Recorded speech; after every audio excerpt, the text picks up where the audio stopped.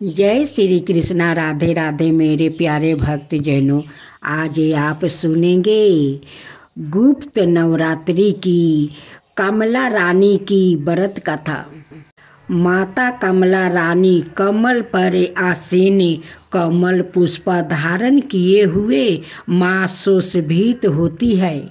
सेवत सौरन के 4 हाथी सूर्य में सौरन कलश लेकर सौरन के समान कांति लिए हुए माँ को स्नान करा रहे हैं।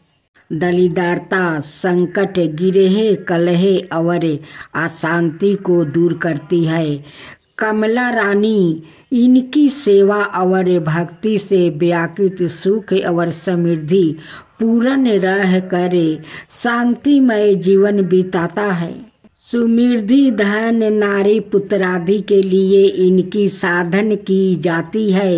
इस महाविद्या की साधन नदी, तालाब या समुद्र में गिरने वाले जल में अकंठ डूब कर की जाती है। गुप्त नवरात्रि में इनकी पूजा का विधान है। इनकी पूजा करने से व्याकुत साक्षात कुबेर के समान धनी और विद्वान होता है। व्याकुत का यश और व्यापार या प्रभुत्व संसार भर में प्रचारित हो जाता है। कमला माता का मंत्र कमल गाठे की माला से रोजाना 10 माला हसो जगत पर सुतिया स्वाहा मंत्र का जप कर सकते हैं। जप के नियम किसी जानकार से पूछे। अब सुने सूरथ राजा की कथा। बहुत पहले की बात है। सूरथ नाम के एक राजा थे जो प्रजा का अपने पुत्रा की तरह पालन करते थे। एक समय सूरत राजा की दुश्मनी कोला विध्वंसी नाम के क्षत्रियों से हो गई। युद्ध में सेना की संख्याएं अधिक होने के बावजूद भी राजा सूरत कोला विध्वंसियों से हार गया और केवल अपने ही नगर के राजा बनकर रहने लगा जो अति सुरक्षित था। वहाँ भी उनके दुष्ट मंत्रियों ने शत्रु से हाथ मिला लिया और उनसे नगर का राजकाज हथिया लिया। इससे राजा सूरथ अति दुखी हो गया और वो अपने पत्नी पुत्र को नगर में ही छोड़कर एक घोड़े पर बैठकर शिकार खेलने के बहाने घने जंगल में चला गया। उस जंगल में जाकर वो मेघ मुनि के आश्रम पर रुके, जहाँ पर मुनि ने आदर सत्कार के साथ उनका स्वागत किया और रहने के लिए एक कुटिया भी दिया। समाधि नाम का एक अत्यंत ही धनवान कुल का वेश्या था। उसकी धर्म में बड़ी आस्था थी। वो सादा दुखी लोग की सहायता करता है, उनके कष्ट दूर करने का प्रयास करता। सादा सत्य बोलना उसका स्वभाव ही था। उनके पत्नी और पुत्र अत्यंत ही लोभी थे। धन के लोभ में आकर समाधि के पत्नी और पुत्र ने उसे घर से बाहर निकाल दिया था। इसी कारणवश से समाधि नाम का वेश्या अपना घर और गांव त्याग कर घने जंगल में आ गया था और वो भी मेघ ऋषि के उसी आश्रम पर रहने लगा था, जहाँ पर सूरथ नाम के राजा भी अपने राज्य को त्याग कर निवास कर रहे थे। ऋषि वर के आश्रम पर रहते हुए समाधि नाम के वेश्या सादा इस चिंता में लगे रहते थे कि उनकी पत्नी और पुत्र किस हालत में होंगे और उन्हें किसी तरह की समस्या तो नहीं होगी। वो लोग कष्ट तो नहीं भोग रहा होगा। मेघ ऋषि के आश्रम पर रहते हुए राजा सूरथ एक दिन पेड़ के नीचे बैठे थे। वो बहुत ही चिंतित थे। उनके मन में सदा यही चिंता लगी थी कि मेरा राज्य कैसे होगा। पता नहीं, बहुत मेहनत से कमाया हुआ मेरा धन है, अब वहाँ के राजा कैसे खर्च कर रहे होंगे। हो सकता है वो लोग बेकार के कामों में मेरा धन बर्बाद कर रहे होंगे। जो धन मैं दान धर्म में लगाता था, अब शायद वो धूर्त मलेच्छ शराब पीने में और जुए खेलने में लगाते होंगे, क्योंकि उन धूर्त मलेच्छ की धर्म में कोई स्थान नहीं होती। वो लोग जो कभी मेरे पीछे पीछे चला करता था, शायद आज उनमें राजाओं और मंत्रियों के पीछे पीछे चलते होंगे। तभी वहाँ समाधि नाम का वो बेश्या आ गया और राजा ने उसका परिचय और इस आश्रम पर आकर रहने का कारण पूछा। उस बेश्या ने कहा, राजन, मेरा नाम समाधि है। मुझे मेरे पत्नी और पुत्र ने धन के लालच में आकर घर से बाहर निकाल दिया है। फिर भी मेरा मन उन्हीं की चिंता में लगा है। मैं यही सोचता रहता हूँ कि वो लोग खुश है या नहीं। अपने पत्नी और पुत्र के प्रति मेरा मन कठोर नहीं हो पाता है। मैं यहाँ बात अच्छी तरह से जानता हूँ कि इनका गुणों में दोष है, फिर भी मेरा मन उन्हीं के चिंता में लगा है। किसी कारणवश मेरे मन को तनिक भी चैन नहीं है और मैं बहुत ही चिंतित हो गया हूँ। दुराचारी और दुष्ट लोग भी अपने परिजनों का त्याग नहीं कर पाते हैं। मैं अपने परिवार के मोह बंधन में पड़ कर चिंतित और दुखी हूँ। समाधि नाम के बेश्या की अपने परिवार के प्रति ऐसे चिंता देख कर राजा सूरथ कहते हैं, जिन लोग ने धन के लालच में आकर तुम्हें घर से बाहर निकाल दिया है, उन्हीं के प्रति तुम्हारे मन में इतना स्नेह है, यह बड़े आश्चर्य की बात है। मेरी भी यही परिस्थिति है। जो राज्य अब मेरा है ही नहीं, मेरा मन भी सदा उसी के विचार में लगा रहता है। मैं सदा इसी विचार में डूबा रहता हूँ कि मेरा अति परिश्रम से कमाया हुआ धन वो नए राजा किसी प्रकार से खर्च कर रहे होंगे और जो लोग मेरे पीछे पीछे घूमा करता था, आज उन राजाओं के पीछे पीछे रहे होंगे। ओ हाथी जिसे मैंने बहुत प्यार से पाल रखा था, पता नहीं उसका ध्यान रखा जा रहा होगा या नहीं। यूं बातचीत करके उन दोनों ने निश्चित किया कि वो सुमेधा मुनि से अपने इस मौका का कारण और दुख निवारण के उपाय पूछेंगे।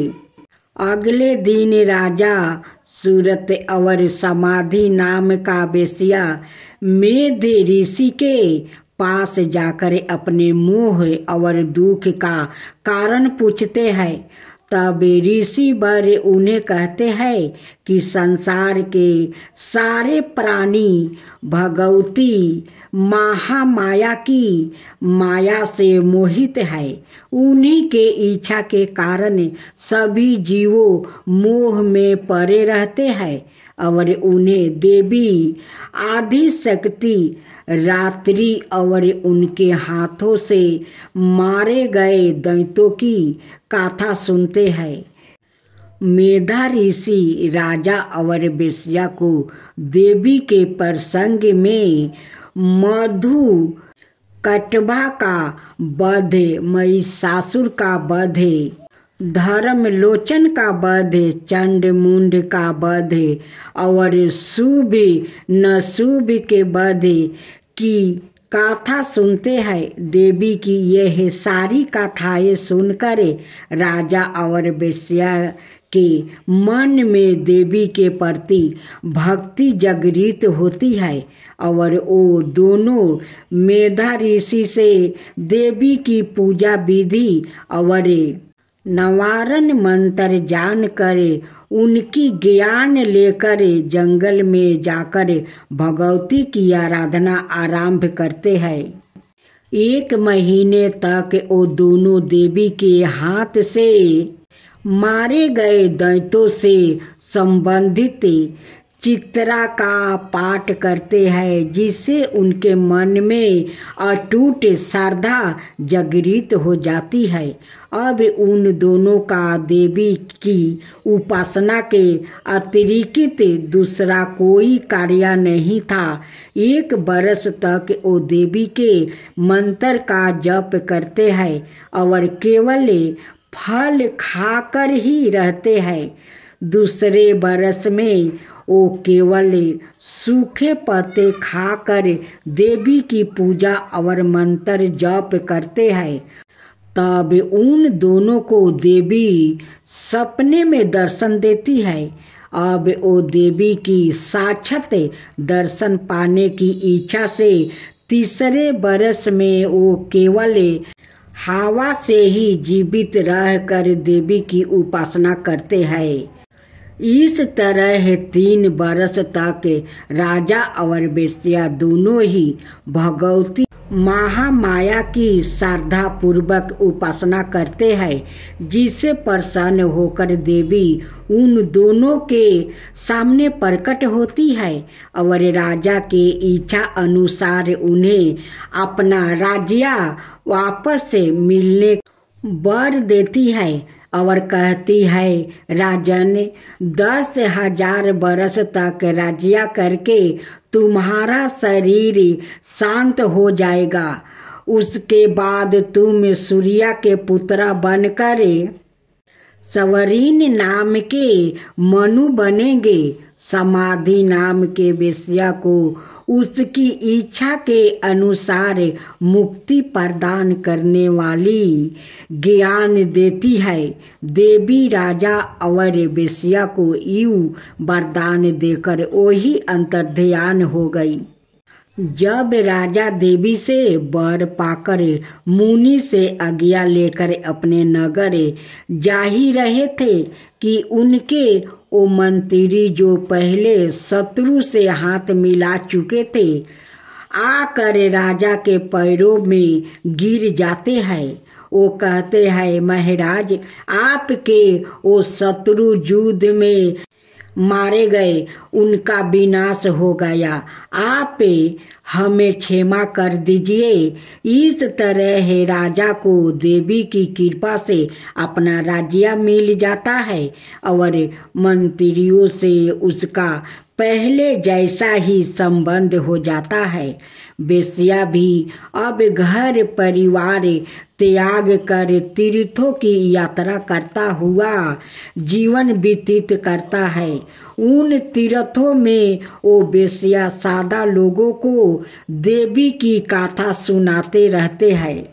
संसार में सर्वप्रथम समाधि नाम के वेश्या और सूरत राजा ने ही देवी की उपासना की थी। समाधि और सूरत को देवी की जो गाथा मेध ऋषियों ने सुनाया था। वो संसार में दुर्गा सप्तशती के नाम से विख्यात है। दुर्गा सप्तशती के प्रकट होने की यह गाथा अत्यंत ही पावन और भक्ति मुक्ति प्रदान करने वाली है। इस गाथा के श्रवण से जो व्याकुल दुखी है वो सुखी हो जाता है, मोक्ष का अधिकारी बन जाता है। अब सुने दुर्गा देवी की गाथा। देवी भगवत महात्म्य। ऋत्विक मुनि बड़े ही विलक्षण बुद्धि वाले थे। रेवती का चौथा चरण। ऋत्विक मुनि बड़े ही विलक्षण चरण गुणवान होता है। इस काल में जन्म लेने के कारण उनका पुत्र अति दुराचारी बन गया और इस कारण बस ऋत्विक मुनि को बहुत ही दुख और कष्ट सहने पड़े थे। जब उन्हें इस बात का पता चला कि रेवती के चौथा चरण में उत्पन्न होने के कारण उनका पुत्र दुराचारी हुआ है, तो उन्होंने क्रोध में रेवती को नक्षत्र मंगल से गिर जाने का श्राप दे दिया था। बाद में भगवती दुर्गा की आराधना करके अपने सारे दुख और कष्टों से ऋत्विक मुनि मुक्ति पा सके। ऋत्विक मुनि के श्राप के कारण रेवती नक्षत्र का तेज कुमुदगिरी पर गिरा। उस तेज से एक कन्या उत्पन्न हुई। परामुच ऋषि ने बालिका को लेकर उसका नाम रेवती नाम रखा और उस बालिका का पालन पोषण किया।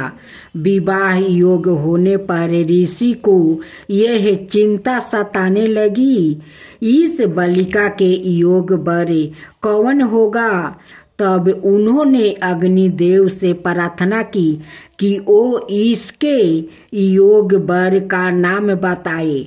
अग्निदेव ने कहा कि राजा दुर्दम इसके योग वर है। उसी समय देव बस दुर्दम राजा मुनि के आश्रम पर आ गया और उन्हें देखकर मुनि को अति हर्ष हो गया।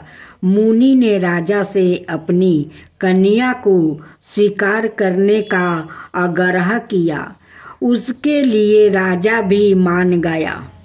मुनि की पुत्री रेवती ने यह हठ किया कि उनका विवाह रेवती नक्षत्र में ही संभव हो, किंतु मुनि कहा पुत्री रेवती नक्षत्र तो आकाश से गिर गया है, उसमें तुम्हारा विवाह कैसे संभव है। पुत्री ने कहा कि यदि ऋत्विक ऋषि अपने तपोबल से श्राप देकर रेवती नक्षत्र को भूमि पर गिरा सकते हैं, तो क्या आप अपने तपोबल से उसे पुनः स्थापित नहीं कर सकते। पुत्री की यह बात सुनकर मुनि ने रेवती नक्षत्र को आकाश में स्थापित कर दिया। बाद में राजा दुर्दम्य से कहा, महाराज यदि कुछ पाने की इच्छा हो तो हमें बताइए, मैं उस पुण्य करने का प्रयत्न अवश्य करूँगा।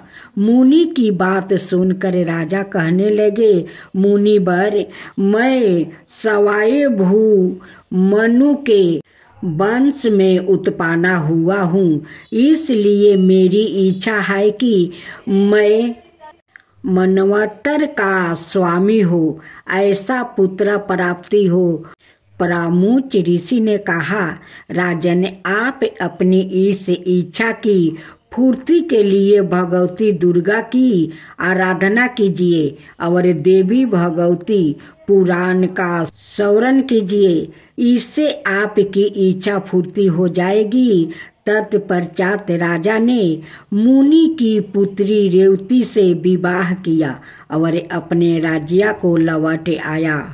कुछ समय बाद लोमस ऋषि उनके राज्य को पधारे, तब राजा ने लोमस ऋषि से प्रार्थना की कि वो उन्हें मनवंतर के स्वामी बनाने वाला पुत्र पाने के लिए श्रीमद् देवी भागवत का श्रवण कराए। तब महर्षि लोमस ने अति प्रसन्न होकर कहा, महाराज, तुम धन्य हो जो भगवती में भक्ति रखने वाली यह बुद्धि तुमने पाली है। बाद में महाराज को उनकी पत्नी रेवती की सहित श्रीमद् देवी भागवत का कथन सुनाया। राजा ने इस अवसर पर अनेक ब्राह्मणों को भोजन कराया और उन्हें दान में अनेक अमूल्य वस्तु और आभूषण भी दिया। कुछ समय बाद देवी रेवती ने गर्भ धारण किया और उन्होंने एक पुत्र उत्पन्न किया जिसका नाम रखा गया रेवत, जो आगे चलकर ब्रह्मा के आदेश से मनवंतर के स्वामी हो गया था। रेवत के माता पिता की श्रीमद् देवी भागवत श्रवण मात्रा से ही वो मनवंतर की स्वामी हुआ था। भगवान शिव और उनके परिवार से भला कौन परिचित नहीं है। बहुत कम लोग जानते हैं कि शिव जी की एक बहन भी थी। जाने क्या है उनके जन्म की कहानी और कैसे थे देवी पार्वती से उनके संबंध। शास्त्रों के मुताबिक इनके संबंध में धर्म ग्रंथों में ज़्यादा नहीं बताया गया है। अब सवाल ये उठता है कि जब शिव का जन्म ही नहीं हुआ, यानी वो अजमेन है, तब उनकी बहन कहाँ से आई। पौराणिक कथा के मुताबिक जब शंकर भगवान से विवाह के बाद माता पार्वती कैलाश पर्वत पर आई थी, तब उन्हें कैलाश पर्वत पर अत्यंत अकेलापन महसूस हुआ। एक दिन उनके मन में ख्याल आया, काश शिव शंकर की कोई बहन होती तो वो उनके साथ बात करती। पार्वती जी के मन में ये बात अनेकों बार उठी, किंतु उन्होंने शंकर जी को कुछ नहीं बताया। हालांकि माता पार्वती को परेशान देख एक बार भोलेनाथ ने पूछा भी था कि कैलाश में कोई समस्या है तो मुझे बताओ देवी, लेकिन भगवान भोलेनाथ तो अंतर्यामी ठहरे। उन्होंने पार्वती जी के मन की बात जान ली। माता पार्वती समझ गई कि शिव शंकर ने उनके दिल की बात जान लिया है। वो बोली, अगर आप मेरे मन की बात जान ही गए हैं तो भी आप मेरी इच्छा पूर्ण नहीं कर सकते। भगवान शिव शंकर मुस्कुराए और बोले, मैं तुम्हें ननद तो लाकर दे दूं, लेकिन क्या आप उसके साथ निभा पाएगी। इसके बाद शंकर जी ने अपनी माया से एक देवी को उत्पन्न किया। हालांकि उनका रूप बड़ा विचित्र था। वो बहुत मोटी थी और उनके पैरों में काफी दरारें थी। शिव ने उनका नाम आसवारी देवी रखा। माता पार्वती अपनी ननद को देखकर काफी खुश हुई। इस तरह माता पार्वती को ननद भी मिल गई। माता पार्वती ने सवारी देवी को स्नान करवाया और फिर भोजन पर आमंत्रित किया। लेकिन सवारी देवी ने जब खाना शुरू किया तो माता पार्वती के सारे भंडार खाली हो गया। महादेव और अनाए कैलाश वासियों के लिए कुछ भी शेष ना रहा। ननद के ऐसे व्यवहार से माता पार्वती को काफ़ी बुरा लगा, लेकिन उन्होंने किसी से कुछ नहीं कहा। इसके बाद माता पार्वती ने ऐश्वरी देवी को पहनने के लिए नए वस्तु भेंट किया, मगर वो इतनी मोटी थी कि उन्हें वस्तु छोटे पड़ गए। इसके बाद माता पार्वती दूसरे वस्तु लेने गई तो ऐश्वरी देवी ने अपनी भाभी के साथ मजाक करना शुरू कर दिया।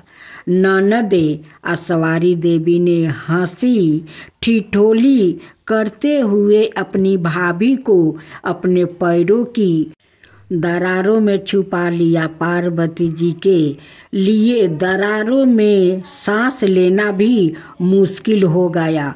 उसी समय उधर से शंकर जी माता पार्वती को खोजते हुए आ गया और ऐश्वरी देवी से बोले, आपको मालूम है पार्वती कहाँ है?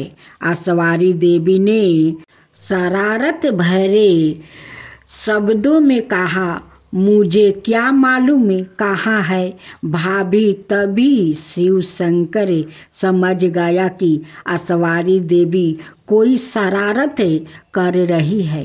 उन्होंने कहा, सच बोलो, मैं जानता हूँ तुम झूठ बोल रही हो। ऐश्वरी देवी जोर जोर से हंसने लगी और जोर से अपना पैर जमीन पर पटक दिया। तभी पैर की दरारों में दबी माता पार्वती झटके के साथ बाहर आ गई।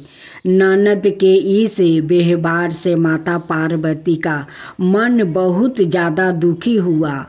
वो गुस्से में भगवान भोलेनाथ से बोली, आपकी विशेष कृपा होगी अगर आप अपनी बहन को ससुराल भेज दे। मुझसे गलती हो गई जो मैंने ननद की इच्छा की। भगवान भोलेनाथ समझ गया कि भाभी ननद में बहुत पटने वाली नहीं है। इसके बाद उन्होंने ऐश्वरी देवी को कैलाश पर्वत से विदा कर दिया। प्राचीन काल से आरंभ हुआ ननद भाभी के बीच नोक झोंक का सिलसिला आज तक चल रहा है। अब सुने देवी पार्वती की कथा। ब्रह्मा ने देवताओं को अपने द्वारा विजय दिलवाई। ब्रह्मा की उस विजय से देवताओं को हंकार हो गया। वो समझने लगा कि यह हमारी ही विजय है, हमारी ही महिमा है।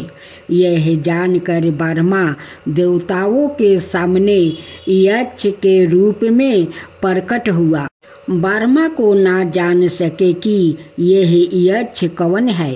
तब उन्होंने अग्नि से कहा कि हे जात वेद, इसे जानो कि यह यक्ष कौन है।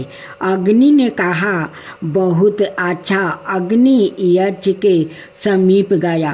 ब्रह्मा ने अग्नि से पूछा, तू कौन है? अग्नि ने कहा, मैं अग्नि हूँ, मैं ही जात वेद हूँ। ऐसे तुझे अग्नि में क्या समर्थ है? अग्नि ने कहा, इस पृथ्वी में जो कुछ भी है उसे जलाकर भस्म कर सकता हूँ। तब यक्ष ने एक तिनका राख कर कहा कि इसे जला। अपनी सारी शक्ति लगा कर भी उस तिनके को जलाने में असमर्थ ना होकर वो लौट गया। वो उस यक्ष को जानने में समर्थ ना हो सका। तब उन्होंने बाहु से कहा, हे बाहु, इसे जलाने कि यह यक्ष कौन है। बाहु ने कहा, बहुत अच्छा। बाहु यक्ष के समीप गया। उसने बाहु से पूछा, तू कौन है।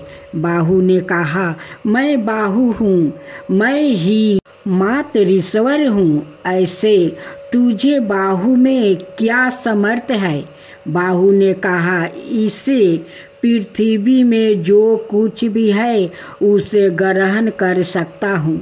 तब यक्ष ने एक तिनका राख कर कहा कि इसे ग्रहण कर। अपनी सारी शक्ति लगाकर भी उस तिनके को ग्रहण करने में समर्थ ना होकर वो भी लौट गया। वो उस यक्ष को जानने में समर्थ ना हो सका। तब उन्होंने इंद्र से कहा, हे मेघवन, इसे जलाने की यह यक्ष कौन है। इंद्र ने कहा, बहुत अच्छा। इंद्र खुद यक्ष के समीप गया। उसके सामने यक्ष अंतर ध्यान हो गया।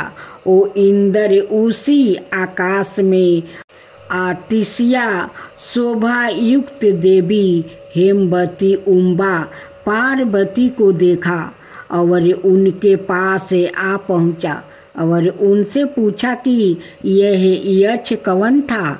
देवी पार्वती ने स्पष्ट कहा कि वो यक्ष ब्रह्मा है। उस ब्रह्मा की ही विजय में तुम इस प्रकार महिमान्वित हुए हो। तब से ही इंद्र ने यह जाना कि यह ब्रह्मा है। इस प्रकार यह देव जो कि अग्नि, बाहु और इंद्र है, अनाय देवों से श्रेष्ठ हुआ। उन्होंने ही इस ब्रह्मा का समीप आस्ते स्पर्श किया और उन्होंने ही सबसे पहले देवी के द्वारा जाना कि यह ब्रह्मा है। इसी प्रकार इंद्र अनाय सभी देवों से अति श्रेष्ठ हुआ। उसने ही इस ब्रह्मा का सबसे समीप अस्ते स्पर्श किया। उसने ही सबसे पहले जाना कि यह ब्रह्मा है।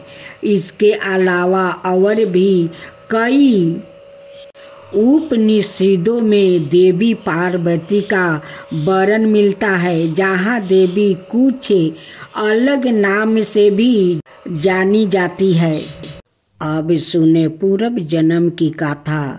पार्वती पूर्व जन्म में दक्ष प्रजापति की पुत्री सती थी और उस जन्म में भी वो भगवान शंकर की ही पत्नी थी। सती ने अपने पिता दक्ष प्रजापति के यज्ञ में अपने पति का अपमान ना सह पाने के कारण सवाए को अग्नि में भस्म कर दिया। भगवान शंकर को जब ये बात पता चली तो उन्होंने वीरभद्रा के रूप में दक्ष प्रजापति के यज्ञ को नष्ट कर दिया। भगवान शिव सती के शव को लेकर दंडवत करने लगा। उसी समय भगवान विष्णु ने अपने सुदर्शन चक्र से माता सती के शव को 51 भाग कर दिया। जहाँ जहाँ माता सती के ये अंश गिरे वहाँ शक्ति पीठ की स्थापना हुई। अगले जन्म में माता सती पार्वती बनकर हिम नरेश हिमवन के घर अवतारित हुई। पार्वती को भगवान शिव को पति के रूप में प्राप्ति करने के लिए वन में तपस्या करने चली गई। अनेक वर्षों तक कठोर तपस्या करके घोर तपस्या की। तत्पश्चात बैरागी भगवान शिव ने उनसे विवाह करना स्वीकार किया। भगवान शंकर ने पार्वती के अपने पति अनुराग की प्रतीक्षा लेने के लिए सप्त ऋषियों को पार्वती के पास भेजा। उन्होंने पार्वती के पास जाकर उसे यह समझाने की अनेक प्रयत्न किया कि शिव जी अघोर अमंगल भेषधारी और जाटाधारी है और वो तुम्हारे लिए उपयुक्त वर नहीं है। उनके साथ विवाह करके तुम्हें सुख की प्राप्ति नहीं होगी। तुम उनका ध्यान छोड़ दो। किंतु पार्वती अपने विचारों में दृढ़ रही। उनकी दृढ़ता को देखकर शपथ ऋषि अत्यंत प्रसन्न हुए और उन्हें सफल मनोरथ होने का आशीर्वाद देकर शिव जी के पास वापस आ गया। शपथ ऋषि से पार्वती के अपने प्रति दृढ़ प्रेम का वृत्तांत सुनकर भगवान शंकर अत्यंत प्रसन्न हुआ। शपथ ऋषियों ने शिव जी और पार्वती के विवाह का लगन मुहूर्त आदि निश्चित कर दिया। निश्चित दिन शिव जी बारात लेकर हिमालय के घर आया। वो बैल पर सवार थे। उनके एक हाथ में त्रिशूल और एक हाथ में डमरू था। उनकी बारात में समस्त देवताओं के साथ उनके गण भूत प्रेत पिशाच आदि भी थे। सारे बाराती नाच गा रहे थे। सारे संसार को प्रसन्न करने वाली भगवान शिव की बारात अत्यंत मन मोहक थी। वर्मा जी की उपस्थित में विवाह समारोह शुरू हो गया। इस तरह शुभ घड़ी और शुभ मुहूर्त में शिव जी और पार्वती का विवाह हो गया और पार्वती को साथ लेकर शिव जी अपने धाम कैलाश पर्वत पर सुख पूर्वक रहने लगा।